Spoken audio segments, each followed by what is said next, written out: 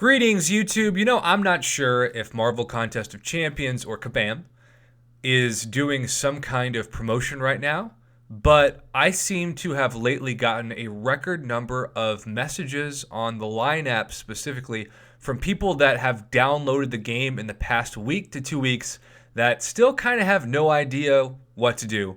And I totally empathize with you.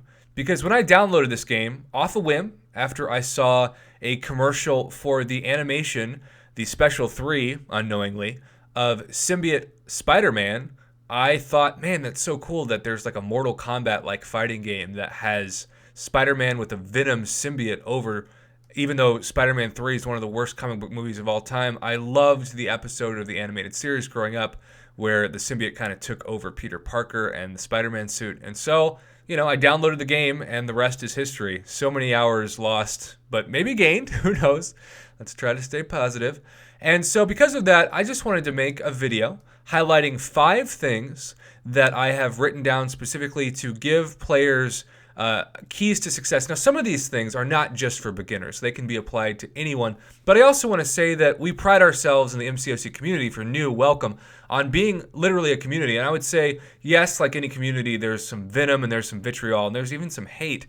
But 99% of people that I have come across are great people who just want to help each other out in order to do better, not waste as many units or revives, and maximize their success and their skills a lot on attack especially. So the first thing that I want to say to you, and I didn't do this for years. Even after I started a YouTube channel, I didn't do this. And it was so stupid and it lost me so many fights. And yet I was so worried about especially my alliance chat somehow missing a notification that I just didn't give myself permission to do it. And it came at a cost of anxiety for me personally and probably even for my alliance, because if you have to pause a fight during it, you mess up your rhythm. And anyone who's been playing this game for a while knows sometimes when you mess up your rhythm, especially in a mid combo, that's all it takes to get wrecked. Is turn off all notifications when you play this game. All line notifications, all app notifications, all text notifications, all call notifications. Turn off everything so that there's no chance that you'll be in the middle of a fight, especially if it's a really, really important fight in Alliance Quest or Alliance War, and suddenly you're getting that phone call or that message as a text. I still get message videos all the time from people who sent me awesome openings or awesome gameplay, and I really appreciate that. But I've noticed more and more as people send me those videos that you'll see just text going off or line chat going off. And I know, because I did this for years, literally, it's possible to ignore them while fighting, but it's also possible that it just takes one, right, where you're trying to ignore it and you accidentally press it. And even if you're able to return right back into the fight, if it's an Alliance Quest or an Alliance War fight, you've lost like a good 15, 20 seconds. And that's if it doesn't crash. If it crashes, it's the ultimate terrible situation where you get a kill, which in Alliance War could literally be the difference between winning and losing. You lose half your health and you have to start the fight over. So don't make the mistake that I made for years. Your notifications can wait. Turn off all notifications of all apps. If you're on an iPhone like me, and I'm sure Android there's an equivalent, you can turn on Do Not Disturb, which silences everything, and just make sure that you don't make the mistake I did even when I started using that, and that's that there's some setting that favorites can actually skip the Do Not Disturb. And so, like, I'd be doing a live stream, and I'd be doing a crystal opening, and then my brother would call, and it would still ring, and it would drive me crazy because I thought Do Not Disturb was on, and then I realized, oh, he's in my favorites. I have to turn that manually off. So I know it might sound obvious to those of you, but I think for any player, I don't care if you've been playing like me for 3+ years or you've been playing for 3+ hours, turn off notifications to maximize the chance that you will not get hit and you will not have to exit a fight. So that is Prof Huff. Don't make mistake number 1. Now, mistake number 2 is something that I think is so tempting at the beginning, and honestly, I don't know why Kabam does it. But finally, they did this for 5 and 6 stars where you can't do it. But let's say you're going to your 1-star roster, and this is my 1-star. I believe these are the only 1-stars you can get in the game. These were the only ones I ever got. All, 7 of these? Yeah. And so, Spidey, Vision, Gamora, Hulk, Black Panther, Scarlet Witch, Colossus. They are all just limited champions that are never going to be very good, but they're what you start off with, and they help you learn how to fight. And so when you start going in the game, you will have the option, as you can see, to sell a champion. And when you click on sell, you'll get a little ISO and a little gold. And once you click that confirm button, that champion is gone off your roster until you open them again. Now, why would you ever sell a champion? Well, I'll get to an ISO tip in a second. But in general, it's because you can't be patient. Because you need a certain amount of gold or a certain amount of ISO to rank up a new champion, and you do not have them. And so let's say you got a new, let's go to my 2-star roster. Let's say you got a new 2-star Iron Man Infinity War. Great champion. And you're used to fighting with a 1-star Gamora. Well, yeah, you're going to want to rank up that champion as fast as possible. But do not do it at the cost of selling champions, even if they're 1-stars. Your rating matters. There have been a few times in Marvel Contest of Champions where rating has actually determined reward. But more importantly, for everyone that's not a 1-star champion, you will get these things called max signature ability crystals. And they will give you the double the amount of shards that you would normally get by duplicating a champion. And this is something that adds up so fast. I get asked all the time, Prof, how do you open 1 to 2 5-star crystals a week? Now, of course, a large percentage of that is I grind every day my life away in the 5-star featured arena. But besides that, it's that I open so many max sig crystals, especially now even as 4 stars, that I just duplicate those shards, and it takes less and less time to open those awesome crystals. So never sell champions. Just be patient, and I know that that is tough when you have a great champ that you're so excited to rank up, but you can't. But if you are patient, and I do think patience in general is the secret to this game, if you're not rich, which is 99.9% of you out there, you're going to be so thankful that you waited and didn't sell that champion. Now, let's say hypothetically, you have a good chunk of units. You can see I'm up to over 12,700, back up from when I went down very low, getting my 5-star Vision offer, which I'm still very thankful for, by the way.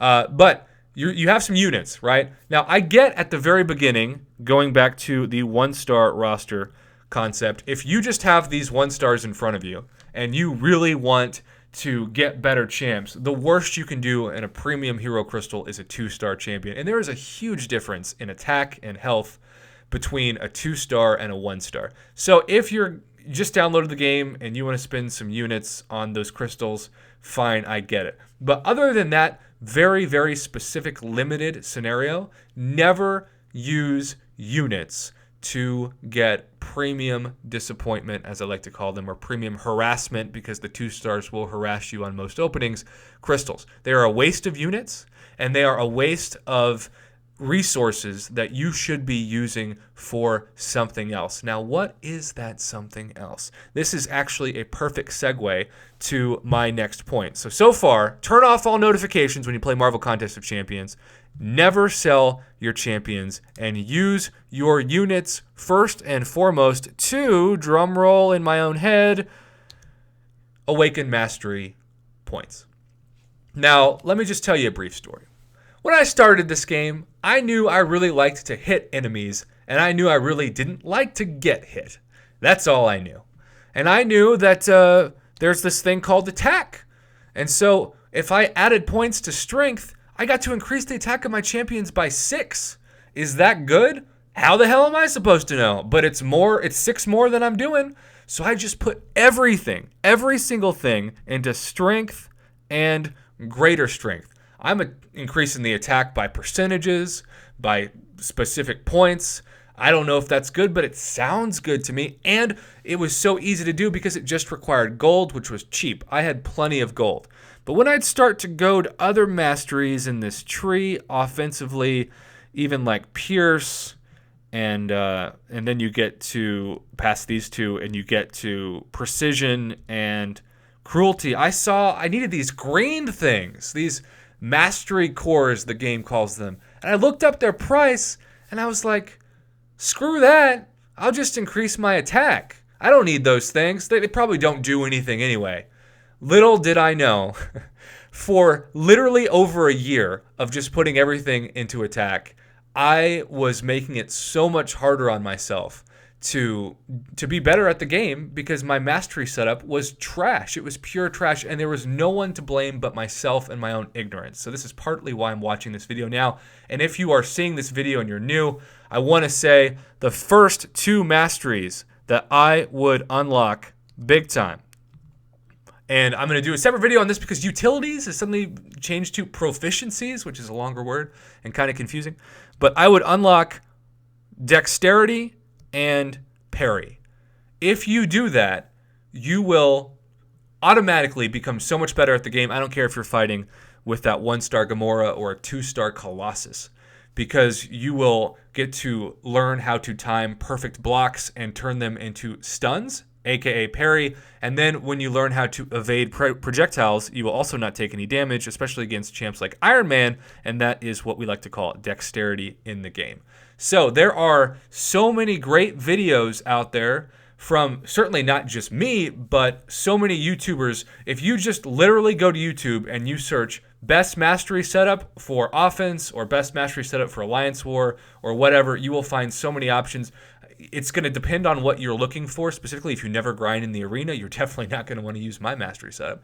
But, you're going to want to follow a template of somebody that is trusted and knows what they're talking about and has done this for years. And there are so many great ones out there. So don't be afraid to search. And yes, they are freaking expensive. It's going to take thousands and thousands of units to get to the point that I'm at now. And that is why every unit counts, and you should save them for awakening and opening up your mastery trees, and not on premium disappointment crystals, which will most likely just be disappointing 2-star champions. Now, I kind of combined 2 points into one, right? So point number 1, turn off notifications. Point number 2, never sell your champions. Point number 3, use units to awaken mastering cores. And then point number 4, look up mastery builds that can serve as a template for the best strategy you have in the game and the best way that you enjoy it. Again, if you don't play the arena, then you're not going to care about PI. You're going to want to maximize, the best parts of Alliance Quest and Alliance War, and that there are different builds for that. And so many great YouTubers out there, far before I ever came on the scene, helped me with their own builds. So I would just highly recommend that you look that up, and you'll be amazed at the videos that you'll find. All right, the last point that I want to make in this video, because my goal was for this not to be longer than 15 minutes or 3 minutes per point, and we're sitting at just under 13 minutes right now as I talk. Don't waste ISO. So if you are someone who has been playing the game for years and you still can't find a way to ever get enough gold, my advice to you is to sell all of your generic ISO and convert it into gold, and only use your class-based ISO to rank champions up. This is so important to fundamentally keeping your gold stash as high as possible and saving gold when it comes to using ISO. You get a class-based bonus when you use the specific class of ISO. So every champion has ISO, and you can see, we can select. Now, science is tough for me because I just maxed out my science to rank up my void to 565. But every other class I've got some. You can see some skill, you can see some mutant, you can see. And another reason why you never want to sell champs is because if you sell your champs, you can't duplicate them, and when you duplicate them, you get ISO. So it's this awesome domino effect of the more champions you open, the more ISO you'll get, the more gold you'll get, the more max sig crystals you'll get, and the faster you'll open up more crystals. It's this awesome domino effect, but you can't start that domino if you sell the champion. So just use class-based ISO, and you'll get to a point like me where you have to sell it every week or so, because if you don't sell it, it will disappear. You'll see this is expiring in just under 12 days, it looks like, and if I don't sell it, I lose it. And you can get a lot of great ISO. If I sell a sheet of this 5,000, I think it's a tier 5 ISO, I get, I think, over 100,000 gold just for one sheet of ISO in my overflow. And so that is how I'm able to have 56 million gold. It's the one thing people can be like, wow, I know Prof doesn't really make money because he teaches, but he still's got a great gold stash. He's the Scrooge McDuck of the MCOC community. Boy, Almost embarrassing that you can't pronounce MCOC. Well, hey, we are at 15 minutes. That was my goal. I don't want this video to be any longer, so I'm going to wrap this up. Just real quick, 5 reminders. 1, turn off notifications. 2, never sell champs. 3, use units to awaken mastery cores. Don't use them on premium crystals. Number 4, look up specific mastery builds that tailored to your fight style and what you want to do in the game. And last but not least, don't waste ISO. Sell all of your generic ISO for gold and just use class-based ISO for champion rank ups. I hope this helps anyone who's watching this, even if you've been playing the game for 3 years. If nothing else, turn off those notifications, man. Save yourself some heartbreak. Your spouse can wait. Your girlfriend can wait. Your alliance can wait. It also makes fighting a lot more enjoyable when things aren't going to pop on your screen. Thanks for watching, YouTube. Have a great day.